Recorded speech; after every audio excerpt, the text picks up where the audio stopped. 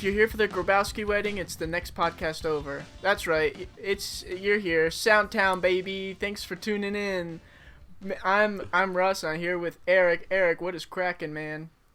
Hey, what's up? I'm Eric. That's Russ. This is Soundtown. We have an action-packed episode for everybody. We're so excited we finally got our friend Andrew from the band Moonflower on. Do you know how to pronounce Andrew's last name? We should have asked him. I think it's Weidert. Yeah. Something like that. Yeah. We should have asked him. But anyway, Andrew from Moonflower, if you listened to the last episode with our friend Jordan, you might have heard us kind of like shaming on his name there. Like we tried reaching out before and he kind of ghosted us. But guess what?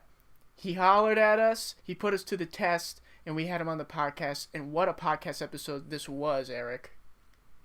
It was pretty awesome. I miss seeing them so much. They were always the most fun shows. Yeah, the funnest. And I hope that you think that this podcast episode is the most fun.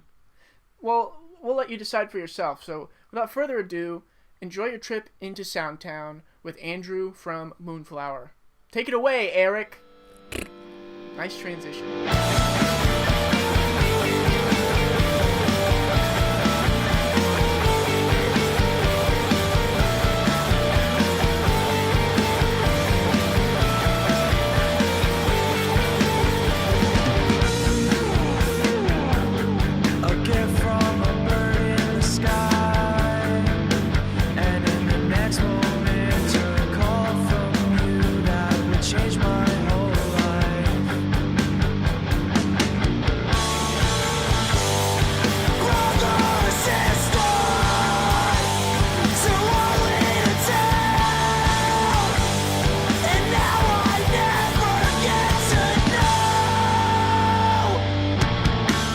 Grateful Dead Tapestry, they rock.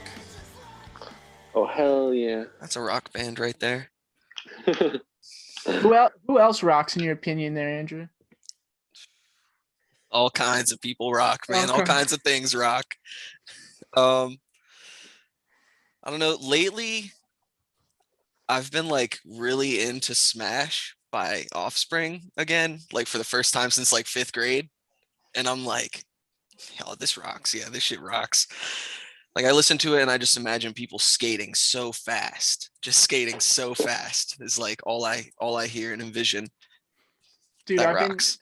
Would you ever want to direct a skate video? Is that like a dream of yours? It's a dream of mine, so that's why I'm asking. I think that would definitely be sick. I don't want to like doubt myself per se, but I feel like it would just be absolute chaos for my brain trying to organize something like that. I've been playing a lot of Tony Hawk Pro Skater, the remaster, since quarantine. Me too. What do you play on? PS4. Damn. However, I did secure that PS5, baby. Oh, go ahead. Thank you. But yeah, no, it's been I didn't really play those games as a kid. Mm-hmm. And so now I've never skated or anything, but I'm falling in love with that skate culture because it was always just like just out of my reach. Like I always thought that was so cool. I love Tony Hawk. I think he's like super interesting. But man, I really just want to knuckle down now and just write like the perfect song to skate to. Let's do it. Let's collab on something like that. Oh yeah? I played almost exclusively Tony Hawk games growing up. Like that was just my jam. And I like wanted to skate so bad and I tried and I was just so bad and I'd fall and I'd be like, this dude just gets right back up in the game. Like I'm about to do that instead. Yo, Eric, that's actually interesting you bring up directing those videos. I literally just last night I saw what's the skate magazine? Is it Jankum? I don't know. There's a skate magazine. That sounds about right. There's a skate magazine and they had an interview with Werner Herzog, the director. Wow. And cool. Yeah, and he like doesn't know anything about skateboarding. So they were asking him all these questions like what do you respect about skateboarding? He's like, the fact that people fail so often but they stay persistent and they get back up and they keep doing it until they get they land the trick right. And he asked like such a great question. I would have never thought to ask this. The guy interviewing him was like, what if you were directing a skate video, what would you use to score the video? Like, what music would you use? And he said he would use like Russian Orthodox church choir. Okay. And that's like, you know, like Star Wars Episode 3, like.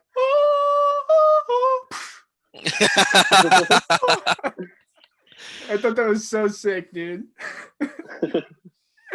Now I want to see a skate video directed by Werner Herzog. Oh yeah, it'd be crazy. Did you guys watch Baker 4? No. Are you into skating like that? I'm not. I'm like very sideline on this whole thing. Like I'm watching these guys. I don't know what they're doing. I'm like, a trick was good. Like that was a good trick that you did there. But apparently, like they put it up on YouTube the other day. That is a good watch. That they got like a bunch of young kids on their team now, and Wow. it's sick. Like it's wild that like it's always just been a very youthful thing. It's like punk music. Like that's why I feel like they go together. Like it's just always the youth are always just keeping the shit going and trying new shit with it. It's really sick. Yeah, absolutely. Have you ever tried to get on a board yourself? Is that ever your thing? Yeah, I have a couple of them. But for me, it really doesn't go past like really cruising around. Like I'm more into just like hitting like a hill and maybe carving some shit instead of like trying to do tricks. Cause Yeah. like I can ollie stationary, but but anything in movement, I'm like, I just can't commit. I don't know. I have that like fear of falling down. Like I'm not ready to bite the bullet. Are you fragile? Have you broken a lot of bones in your life? I've broken some toes, just like in very Brother. odd circumstances. And then a couple years ago, I was in a really bad car accident and I broke my ankle, and that sucked. That was a poor bone to break. What was that rehabilitation like? A lot of like having to wear the boot and not wanting to wear the boot was a big part of it. And then when they were like, you know, if you're not going out anywhere, then, you know, try and just walk with just a brace on, like around the house. And I had just moved out to Maryland, like away from all my friends and family and everything. And now my car is totaled. And so I was like stuck with a broken ankle. So even if I had a car, I couldn't drive. So all I did was just walk around my house. I was like, fuck it. Like I'm trying to do some shit again. And I was actually still out of work for I think a couple weeks, and we played a show. I was like, I don't give a fuck, dude. Like I'm like, fuck this shit, dude. I'm so sick of sitting at home. That's and awesome. So we played a show. I wasn't stomping or nothing, but I was nervous. I was like, if I stomp on this shit and it breaks again, like it's not gonna be because reminiscent of Dave Grohl playing in a wheelchair. Yeah. He's But how come Dave Grohl's a everyone real talks guy. about that, but nobody talks about you? That's unfair.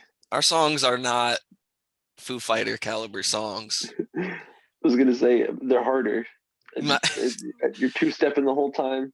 So one thing though is like go back and listen to My Hero. I don't know how recently you've listened to My Hero, but that riff is fucking heavy, and the toms, like the way they're just rocking with the toms on the majority of that shit.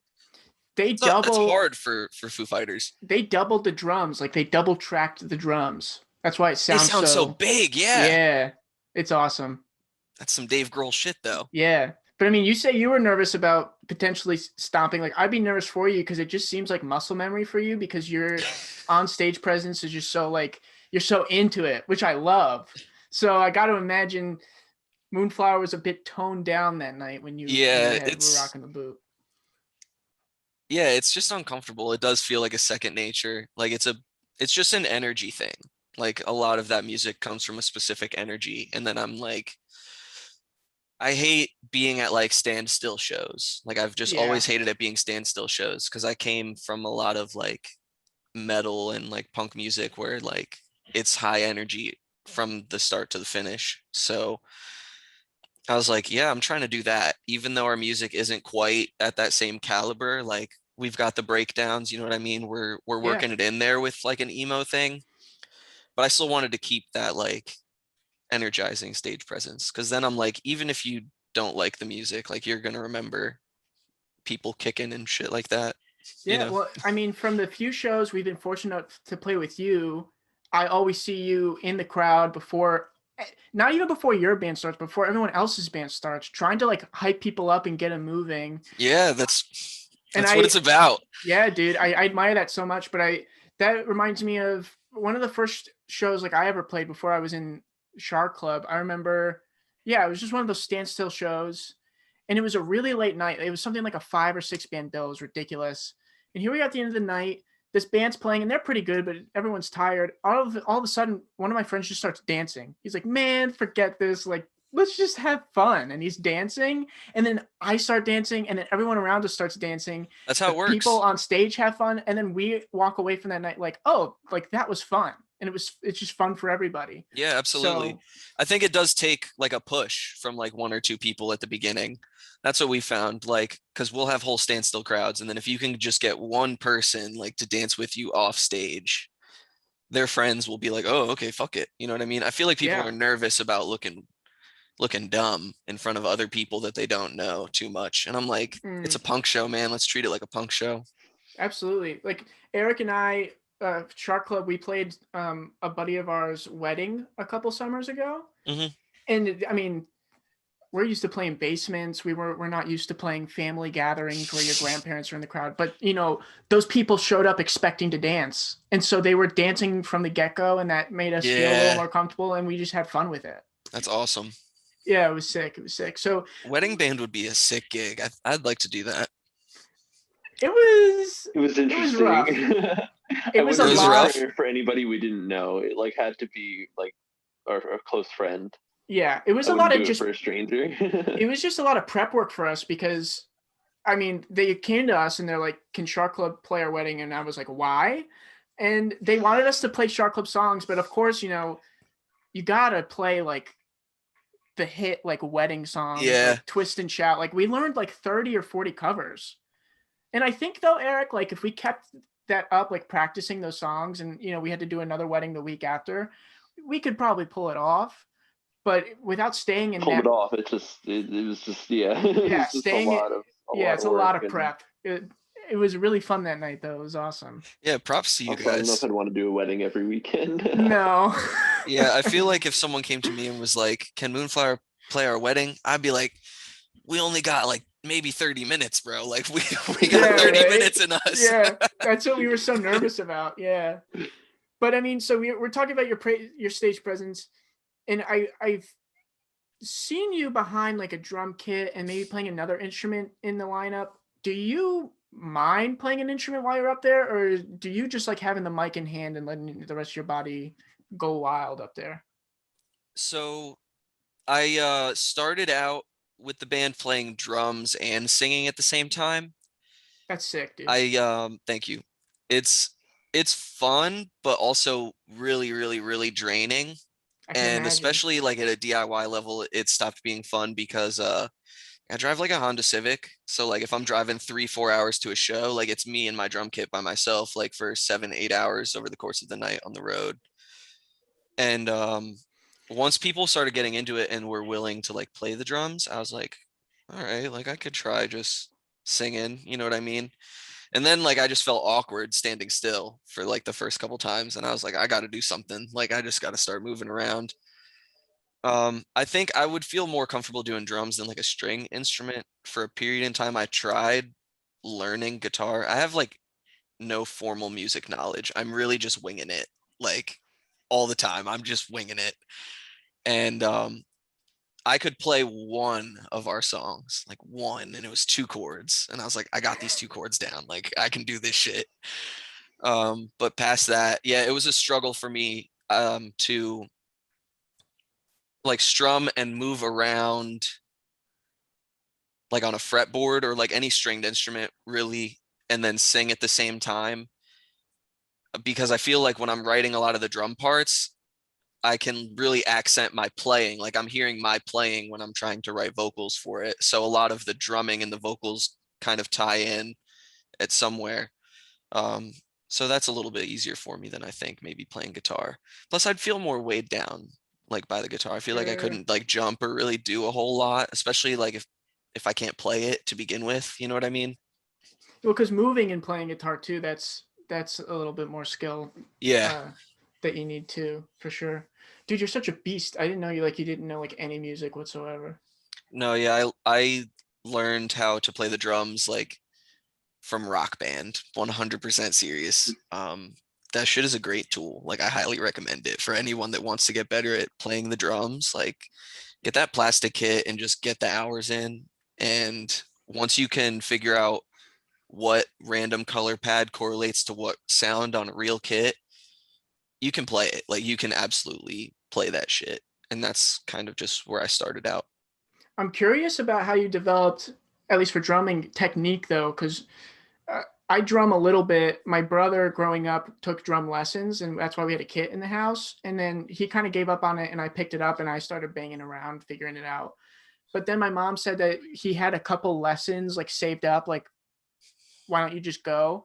And I went and I realized I was doing like everything wrong. Like I wasn't holding the sticks the right way. The right way is, that's opinion based, but the way that he had me hold them was like a lot more comfortable. And when I was doing the kick, my heel was down and I was clapping like this when really your heel should be up and you should be going like, how did you pick that stuff up? Or are you kind of just doing your own thing still? I think it's both. Like definitely along the way, I definitely learned that I like playing heel up. I don't think playing heel down is inherently a bad thing, but like it's much more comfortable for long-term playing to I think your that's heel up. That's really what it is. And like I just learned that by playing, because like when my parents first let me get a drum kit, I went nuts on that shit. I was like 14 or 15 and I was like, I'm gonna play this shit for 4 hours straight. Like I don't care. I'm just gonna bullshit around on it.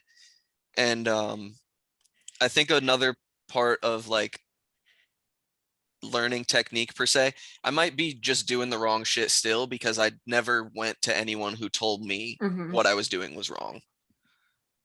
So I've kind of just been rocking with it.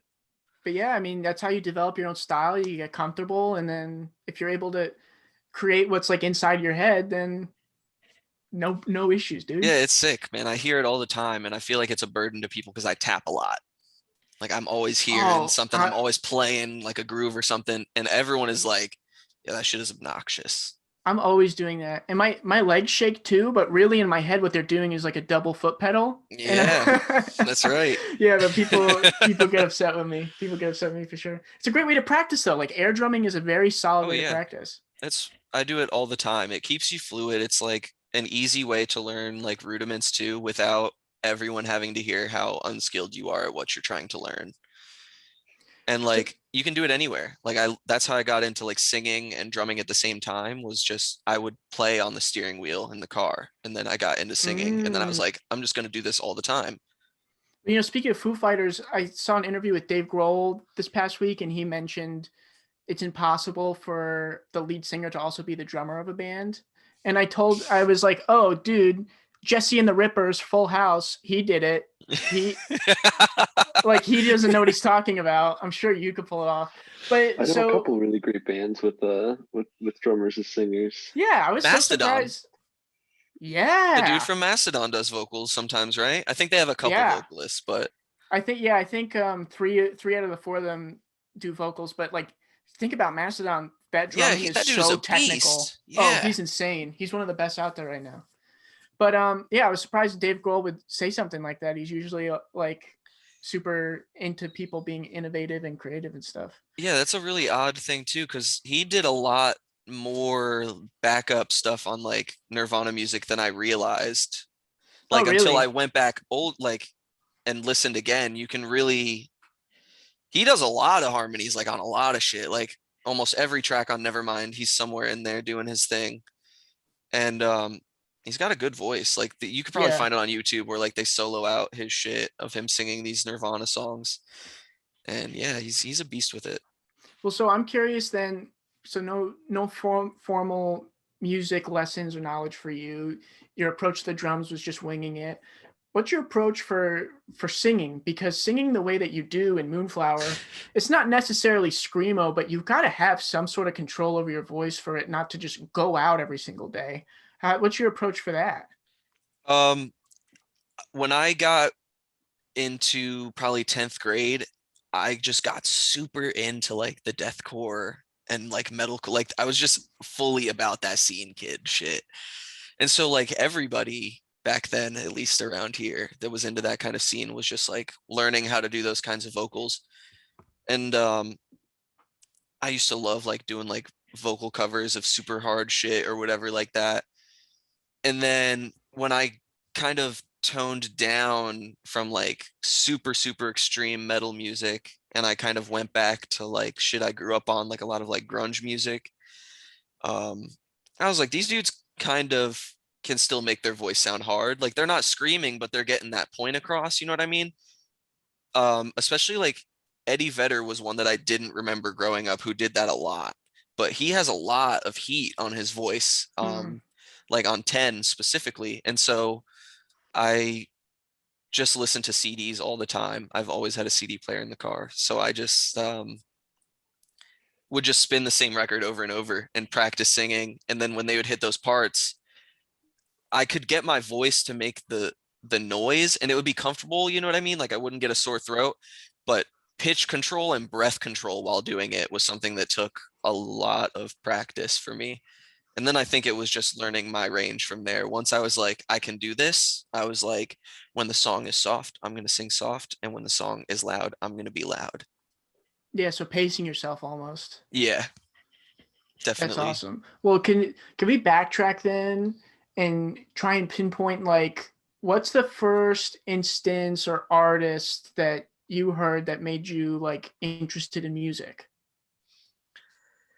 Um, Man, it might even come full circle. We were talking earlier about Smash by Offspring. My parents were really, really, really young.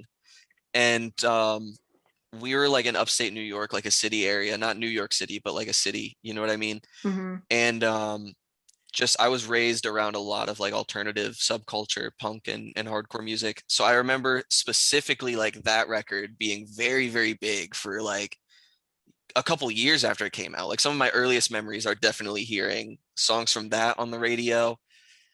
Um, when I was in elementary school, what got me wanting to play was Primus. I was in like fourth, I Yeah. was like in fourth grade. And what the, how did I even find them at like 9 years old? Like I have no idea. But everyone around me played guitar and I was like, this dude's making this bass thing seem kind of hot though. Like I'm trying to do that. And that was the first band where I was like, oh, I want to do this. Like instead of just listening to this, like I want to do that.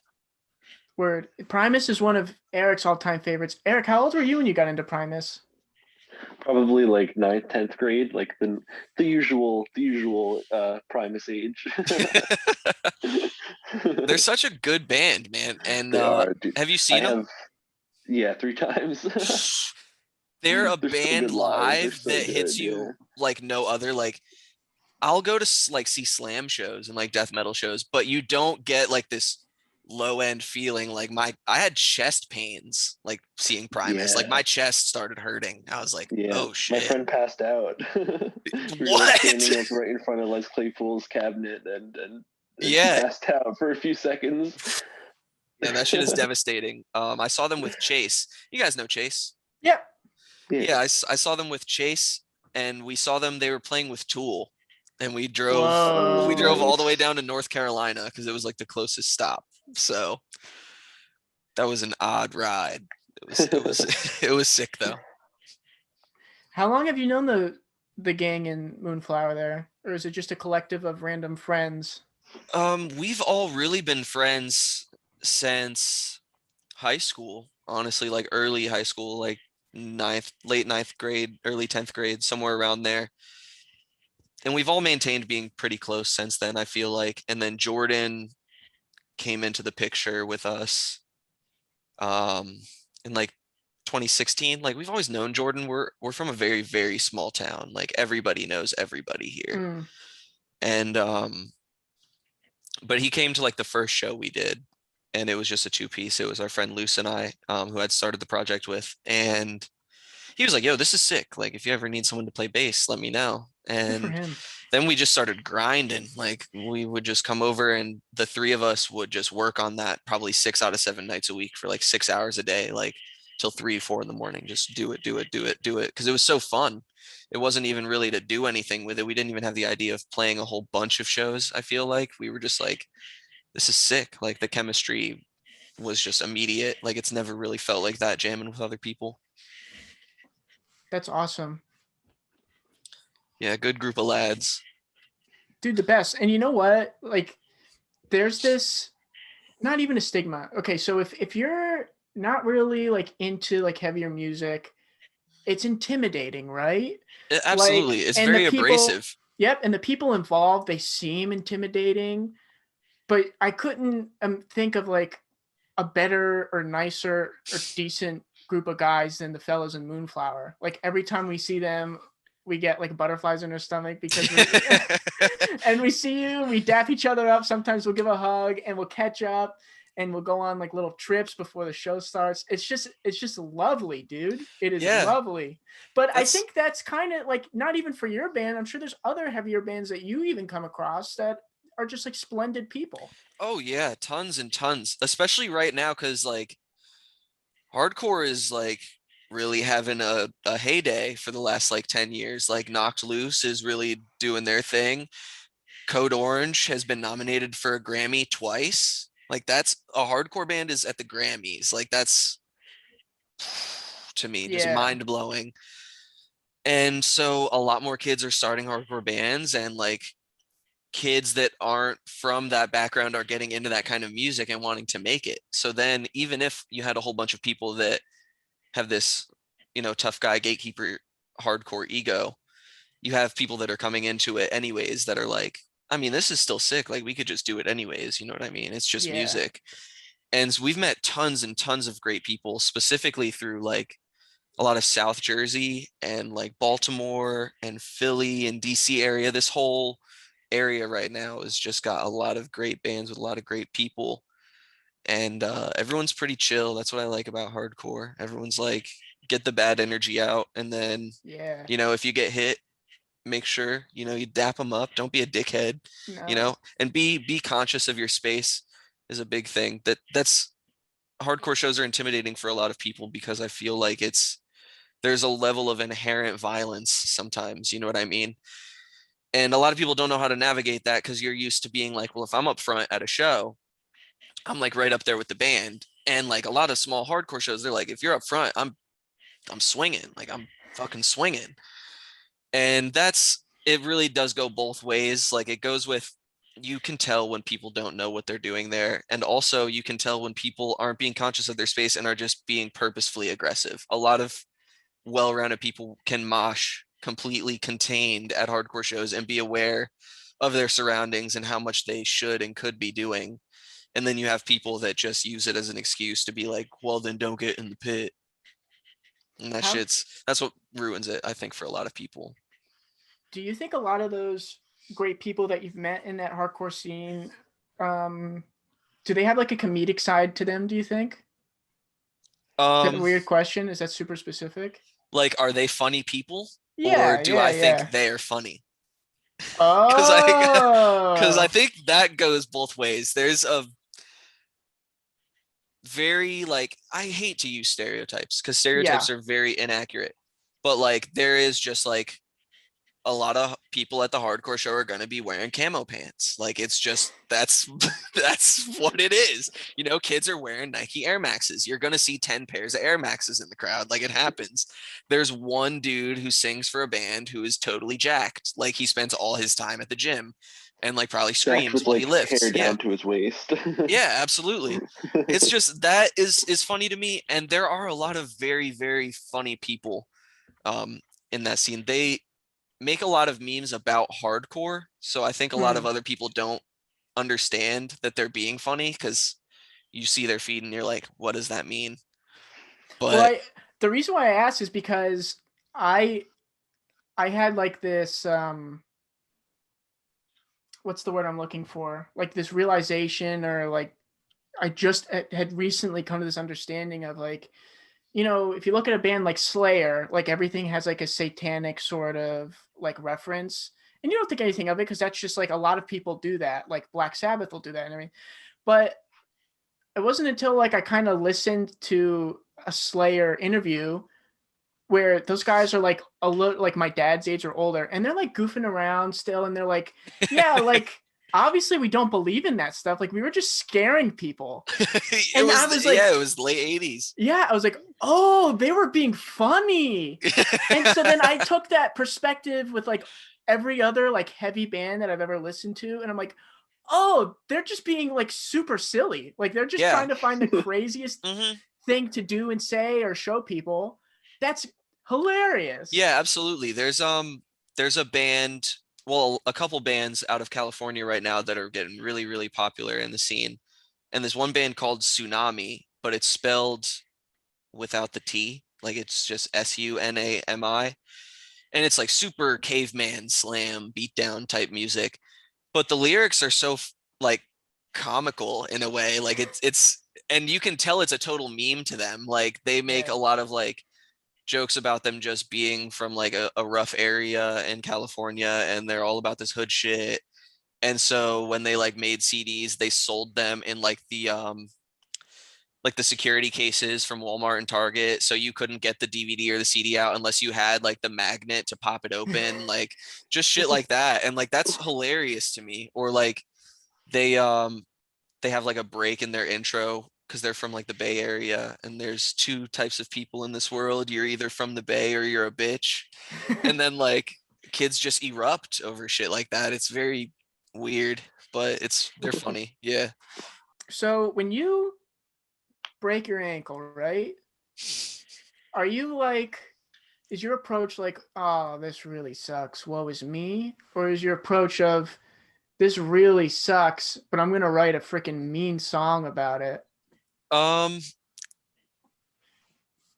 it was definitely on some, I want to write a song about it, and the song still has yet to come out. I think there's going to be a couple songs about it, to be honest with you, because my first thing was honestly like I had an entirely new outlook on life, because it wasn't just like a car accident and like I broke my ankle, but um I had just moved out of the state, like I said, and was still Yeah. working in Delaware, but I was driving on back roads and working at early as fuck o'clock in the morning where no one ever is. And this guy, for one reason or another, was driving really, really crazy. And it happened like the Allstate commercial where the guy's like, think it can't happen to you.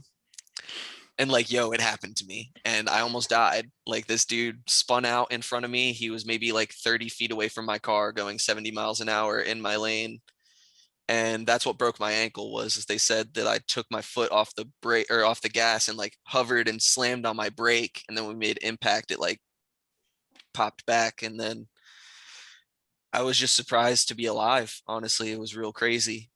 And for the couple weeks following that I was healing up, that was a lot of my focus, was like, this shit goes at any time. Like you really, everything has its season, including you know what I mean? So since then I've been trying to live it up a little bit more, I guess, because it really, a lot of people, everyone knows they're going to die, but I think a lot of people have it in their head that like it doesn't happen to you. You know what I mean? You don't get shot, or you don't get in the car accident, or you don't have some crazy random freak accident. Like it's more likely to happen when you're not expecting it, I feel like. And that really jostled me up a little bit. And so I tried to live different. Well, what's your situation now? Are you back in Delaware? Are you still out on your own? Mm-hmm. Yeah, I'm back in Delaware. I'm living at my buddy Spencer's house. We recorded a lot of Feel It Too, our most recent record here. Nice. He helped us out with a lot of that. He used to play in a band around here that we were really good friends with, so we met through music and have just maintained that good friendship. I've got my like dream job in Delaware now. I'm working at a medical marijuana dispensary, which is pretty my nice. dream job too. It's pretty nice. So things are going pretty good. Like, you know, everybody's gonna have like a rough day now and then, like where I feel like, damn, this shit really does suck. But like I do try to think back to like I'm on the right side of the grass and I'm making money doing what I like to do and I'm living comfortably. And that's a lot more than a lot of other people can say. So I try to be grateful for that. Dude, I'm so glad you're doing well, man. You look like you're doing well. I mean, Thank you. we are happy to do the podcast and like learn about people's processes, but we use this just as like a vehicle to catch up with old friends. Dude, absolutely. I miss you guys so much. Like it's it really hit me like when 2021 hit. I was like, okay, like I'm ready to like really link up with a lot of these people and play some shows and do this kind of thing again. And it just hurts, man. It hurts. Have you ventured into like the online show world yet? Yeah, we've done a couple streams, some like fundraiser streams and things like that. And I am really pleased with our streams. Like I was talking about earlier, I'm like an old man with tech, so I have no idea what they're doing. But my buddy Spencer, and then Chase, they're just whizzes with the shit. I mean, we mic up all the instruments and we run separate cameras on a switcher and nice audio and everything. Nice. It's sick. I'm like, damn, like we could have been doing this shit from home the whole time. You know what Yeah, I mean? right. Like Driving 7 hours with the drums and yeah. Civic. Yeah, dude. So then what's is there like anything in the works in the future for Moonflower? Are you working on some new music? Or are you just focused on playing shows on the internet when you can? The online show thing has kind of not been something that we particularly set out to do so much as like if someone contacts us about one, we're like, yeah, that'd be sick. Like we'd like to get together and do that. But the way our band is kind of divvied up is like our bassist lives about an hour north, like at the tip top of Delaware, and our drummer lives in South Jersey. So with already conflicting schedules and COVID going on, it's been exceptionally hard to get everybody in the same room. Absolutely. So whenever we do those streams, we kind of have enough time to like get everyone together and we're like, okay, let's see if after 3 months we can still play this set. Like, let's see if we still got it kind of deal. But Chase and I have been working on some stuff. We've been relaxed with it. I don't think it's been really, I don't want to say like not a high priority because it is, but we're not really like chomping at the bit, making sure we're working on it constantly all the time. I think with COVID happening, it forced us into like a much needed break. Yeah. Like we were doing the band shit every weekend, several nights a week for 4 years. And then it was like, you can't do it. And so we just got into like other things. Like Chase got into playing the saxophone and he's been killing it at that. He's gotten into a lot of like jazz and funk music recently. I got like a laptop and a MIDI controller. I've been working on like a beat tape for a couple weeks now. Nice. Just like trying to keep myself creative without like holding myself down to that pressure. Like I have to work on something for my band to put this out. You know what I mean? Absolutely. It's like just doing it. It's like do whatever I want music is how I feel about it. Like doing it by myself is really fun. But Chase and I have like 4 or 5 demos. We're not sure if we want to just really hammer those out and release an EP or if we want to keep writing for a little bit and just buck up and do a full length at some point. I think that would be really cool. And we've put it off for a long time. We've done like 4 or 5 EPs. I think it's high time for the LP. Well, I mean, the cool thing about it is there's no due date and there's no like. That's what I like about right now. Yeah. Yeah. And especially with shows not going on, I feel like that pressure really came off. Like you don't have to book a tour and this whole thing surrounding your release and 4 months ahead of time before it's ready and all that. It's very relaxed right now for us. And I like that. And you get to allocate that extra time and energy to like, work and personal life and stuff. Yeah, absolutely. That is so sick and so true. Like I've spent so much more time with my family, with my friends outside of the music scene, getting back into like playing video games, which, you know what I mean? I have crazy bad ADHD and I'm so bad about like sticking to one video game, which is why I was like really into Tony Hawk because I could just pick it up and drop it whenever, you know what I mean? It's nothing changes. It's the same game that they released 10 years in a row. Yeah. And now like I'm playing games online with my friends and shit. Like that's sick. Like I feel like I have a lot better of a balance between the band and my personal life due to COVID than I did before, because my drive was just gotta do it, gotta do it, gotta do it. Yeah. Like I could be doing this, but if I'm doing this, then I'm not working on my dream. You know what I mean? On that shit, that passion project. So what kind of other games are you getting into, like Warzone and stuff? You got the Um, headset. You definitely play Warzone. so I'm also very, very, very behind on video game culture, like Okay. technology in general. So lately, I have been playing the 2015 smash hit Call of Duty Black Ops 3 Zombie Chronicles. Just like playing zombies with my friends. That shit is fun as hell. Playing Payday 2. I got that on 360 and I never really got into it. And now on PC, like the online community is so live for it. And that game is fun as shit. It's fun as shit. Like you're just robbing banks and jewelry stores and shit. And then, it's like zombies, but cops, basically. So I guess I just play survival, like wave type games. And Nothing too flashy. You're primarily on PC or do you rock a console? For the last couple months, it's definitely been primarily PC because I've just been head over heels with it. Like I bought it to do beat making, and then when I couldn't figure out how to work a DAW for a while because like I have no musical background, I was just like, I could play Uno though. I could play Uno on this thing. You know what I mean? Like I could do something else.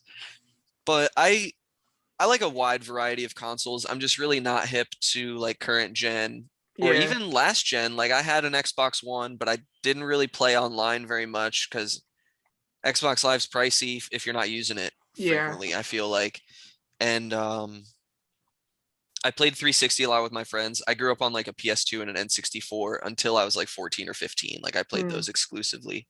Now it's a lot of PC, a lot of Switch. Nintendo Switch is so fucking badass. I love that, especially with the band. Like bringing that on the road and sitting at the merch table and just playing some Mario Kart or something like that is really convenient.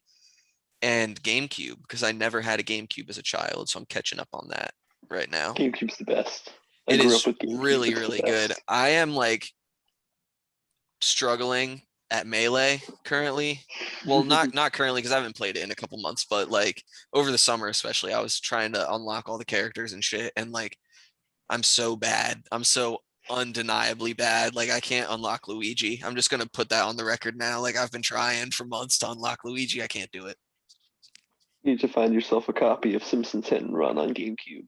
I got that. Wait, is Hit and Run good. Is Hit and Run the one that was like the GTA clone or the Taxi Driver clone? Okay. It's the GTA one. Yeah, I got that one. I do have that.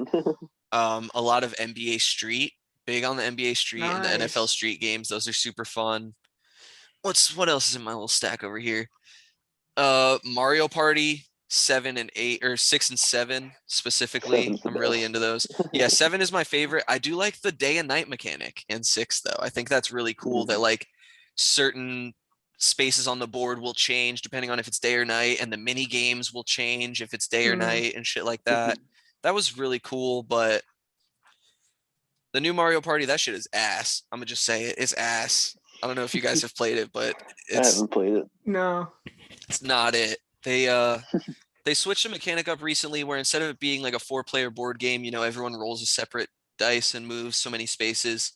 Everyone's all in a cart together, like the Donkey Kong Country mine cart. Like everyone's just in there together. And if I roll a 4, our whole cart, all 4 of us go up 4 spaces. So I could be whooping everyone's ass, you know what I mean? And then if I roll high for you and then you roll low, you could just steal the star out from under me or something like that because everyone's on the same space at the same time. Yeah, it's weird. Yeah, who approved that? I just want to talk. To the manager. There's no worse feeling than when your stars get stolen or your coins. Oh my god. Oh my god. There have been fights in my friend group in high school. Oh yeah. Over In my friend group stars. now, like as recent as like 4 months ago, like people like actually I'm gonna just head out, honestly, bro. I'll see you on the weekend type shit. Like that shit it gets heated and it sets you up to be angry at your friends. That is a Yeah. specific one that sets you up for it more than any other. Yeah, that'll really test your relationships there for sure. Oh yeah. No, we should start like a tournament with like one person representing all like the bands that we know, and just do like a Mario Party like. That'd be sick. We should do that.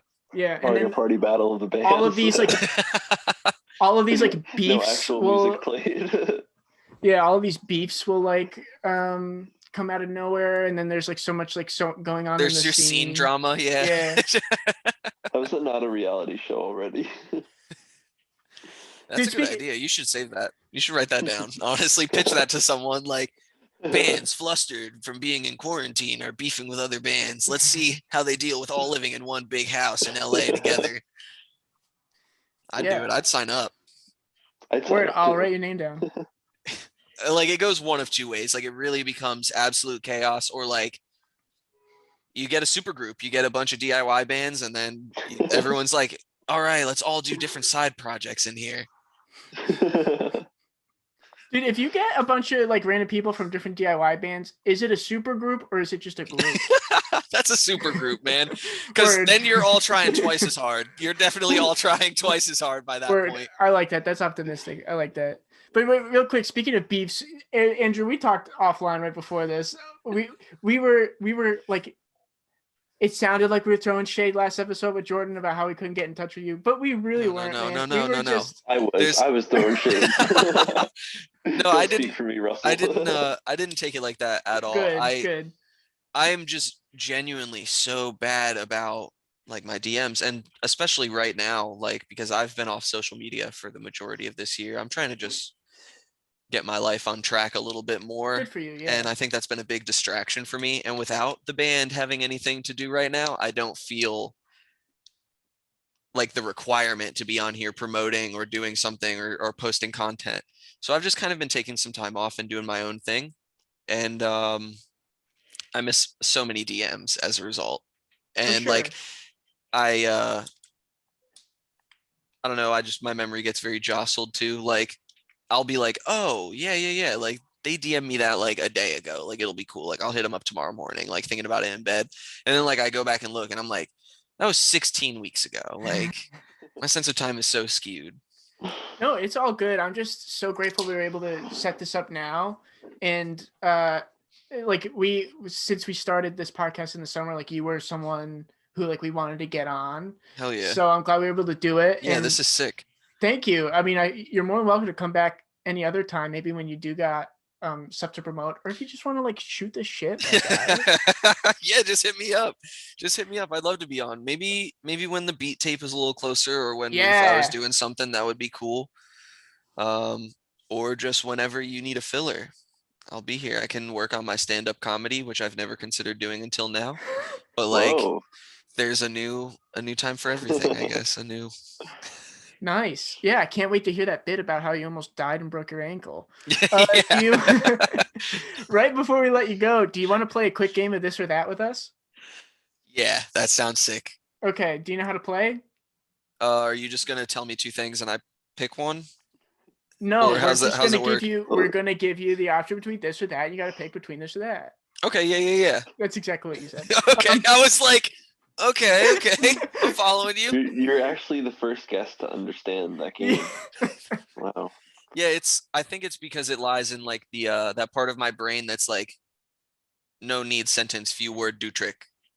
Yeah, you're a genius. We get it. Eric, do you have one you want to throw to Andrew? Or do you want me to start it off? Yeah, I'll do a Primus one. If you had to pick a Primus, or I'll give you two Primus albums. You got to pick one. Seas of Cheese, Pork Soda. Oh man. All right.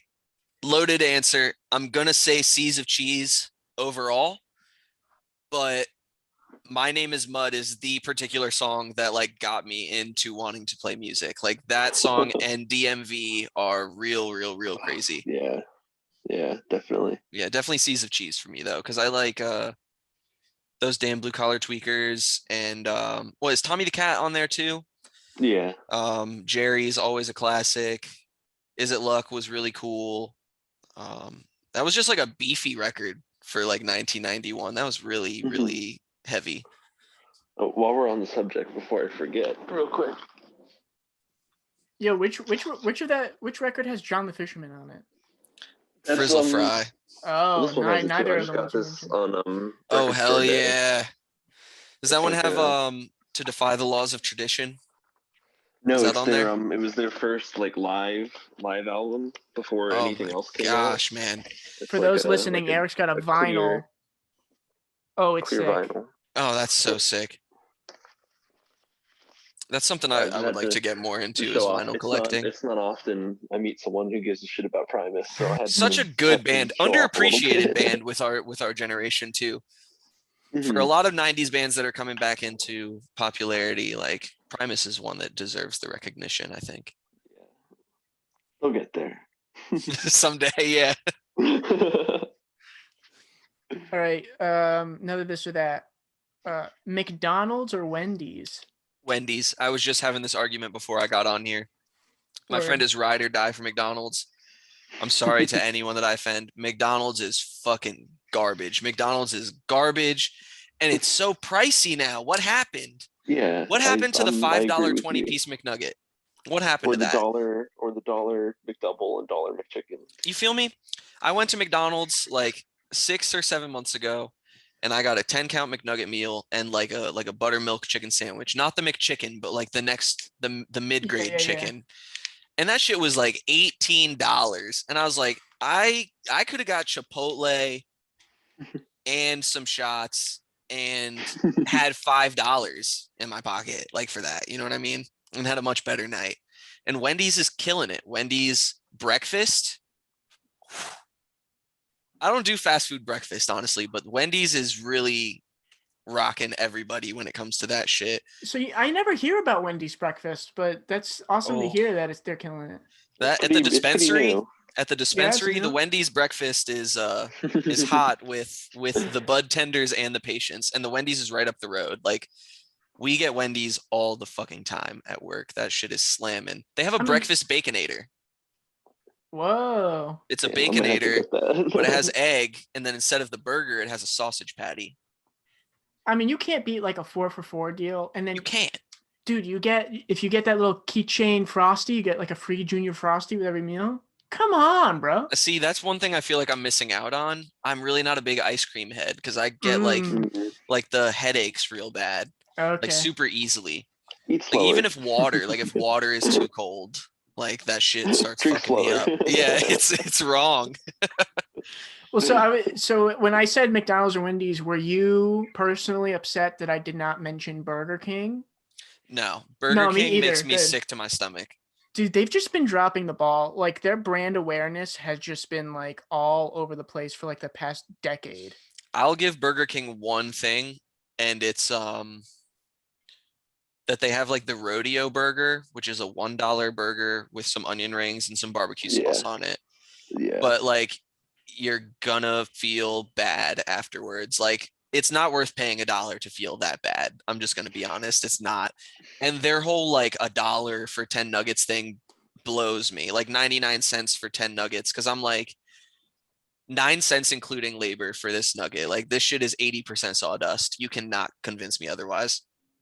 I was gonna say cardboard, but yeah, you got it pretty accurate there. Eric, you got another this or that? You want me to do one more? No, you can do one more. Okay, ready? Hot Topic or Spencer's? A good one. Hot Topic, because I didn't get to go there as much growing up. There's not one here in Dover. We only have Spencer's at our mall, at our dying mall. And you had to drive to the mall up an hour north to go to Hot Topic. And that was like a hot spot for me in late middle school, early high school, because they had all the cool like grunge band tees. And it was like, I found so many bands off that t-shirt wall, honestly. Like I gotta give it to Hot Topic a little bit. And I'll still, to this day, like I'll shop there. I think I've gotten like a Deftones shirt or like a Smashing Pumpkins shirt, like bands that I'm even into now, you know what I mean, as my tastes change. they keep up with me. Hot Topic gets it. Like, it is absolutely a hot topic. And that's another place for me, like growing up, it seemed intimidating on the outside. You didn't want to go in. Oh yeah, all the And mall then- goths, man. Like kids that looked like they looked like they were sticky with maple syrup, like with like the bright red Kool-Aid hair and everything. But I was Especially into the that. Like I 2000s, always thought that mall was so goths. cool.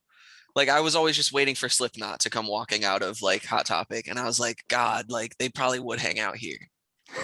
Well, it wasn't until I was in college where I went to the mall with one of my friends, and they're like, "Can we just stop in here?" I'm like, "Okay." And I saw that the wall had like all of my favorite bands on it. Mm-hmm. I'm like, "Oh my god! I've always wanted a Metallica shirt. I've always wanted this shirt. I just wouldn't have known where to get it." Yeah. They got those deals like buy two get one free. Mm-hmm. Like- Yeah, they're sick with it. They're super Yeah. sick with it. I've gotten a lot of shirts, a lot of shirts at Hot Topic, man. They're still sitting in my closet. Is Spencer's more like novelty items? Yeah. Yeah. I feel like the most as part. I've I don't know, Spencer's is a little bit cooler to me now than it was before. I feel like when I used to go into Spencer's in high school, they used to have all those like those fucking shirts that would be like suck my dick or something like that, like just some edgy for the sake of being edgy t-shirt, you know what I mean? Like some shit that no one outside of Spencer's is ever wearing. That like you never see someone in public with that on. Yeah. And like it was just always like that.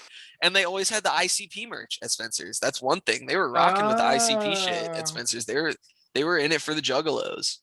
And now because we still have one in the Dover Mall, and that shit's like all like Trippy Red and like Juice World merch now in Spencer's.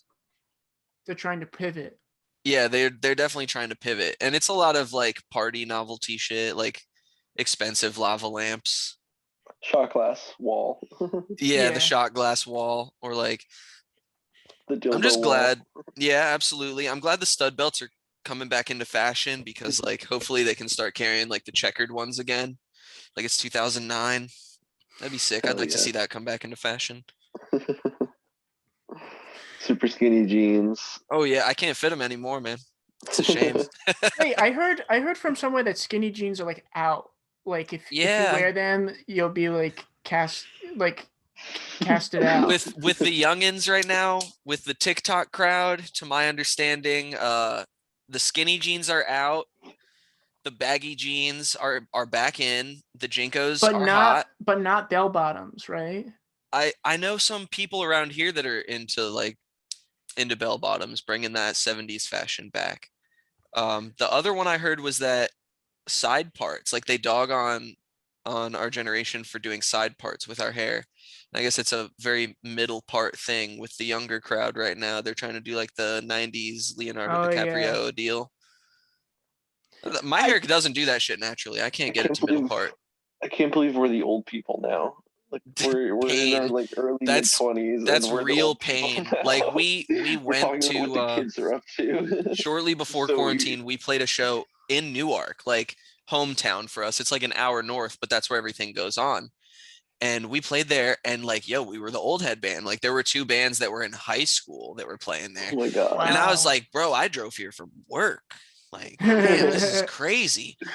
And I remember playing with bands where people showed up from work. yeah, dude, and no one knew who we were. Like I didn't recognize anybody there. It was like a whole new world. I was like, these kids are gonna think we're dog shit. I was like, they're gonna be like, why is this dude yelling like that? Yo, that's what I'm nervous Grumpy old about. man. I'm nervous about that though. Like seriously, like I'm 25 now. I've been graduated from college, and like when COVID's over and maybe we get the opportunity to play a basement show, like that's gonna be like I'm sure people will be like nervous about me being around like a bunch of college kids in a Yeah, basement. dude, it's a weird feeling. Yeah. And it's another thing where it comes down to like the style of music that you play. Because Yeah. I feel like for people in our demographic, like Basement and Citizen and Super Heaven, all that like heavy grunge was really hot. Like people our age really still can connect with bands making that music. And I feel like if I like played for a crowd of kids that were like 18, 19, 20 years old, they'd be like, yo, you got to pick if you're doing the screaming shit or not. Cause like, it's just not adding up. I don't know. I feel like it's It's just going to be very distant. Like, kids aren't going to understand us. I'm nervous about being the old headband. Back in my day. Yeah. Well, I don't know. I think we're in a time now with, whether what type of music you play, what you wear, like you can do whatever you want. And if you pull it off with confidence, then you're pulling it off. Yeah, if you're that's nervous very about true. it, people are gonna like pick up on that, and they'll pounce on you. But if you're just like, no, I'm doing me, like I think that's a lot of like what Kanye does. Like he'll wear some really baggy stuff, and you're like, what is he up to? And he's just like, I'm doing me. And then all of a sudden, everybody's buying like the oversized clothes. What is he up to? I'm up to living. He's doing that. He's doing that. Do what I want music, like I was talking about. That's the wave I need to be on. You're right. Is just do what you want. Yeah. And fuck the rest. Word.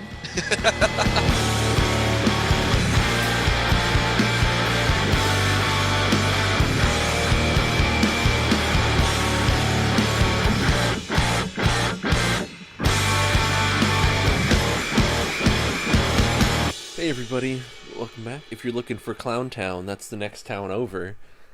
This is Soundtown. But don't accidentally go to the Grabowski wedding podcast. That's where I'm going right after this, actually. Yeah, because they got a buffet and everything. They got the little hot dogs, the little pigs in a blanket. It's good. It's good stuff. But I hope you enjoyed our conversation with our friend Andrew from Moonflower. I know I did. And Eric, I have a feeling you enjoyed it too, my man. I ain't talking. I ain't squealing. He's being modest. He doesn't like being so nice about it. But he enjoyed it, and I know that you enjoyed it because you're still listening for some reason. And if you are still listening, shout out to my lollipop here. If you are still listening, then I highly recommend you go to bestaavailableplayer.com to check out more cool content like this podcast, and maybe leave us a comment or a review, or go buy some Soundtown merchandise, or follow us on the Twitter at SoundtownPod. So many options, so many things for you to do.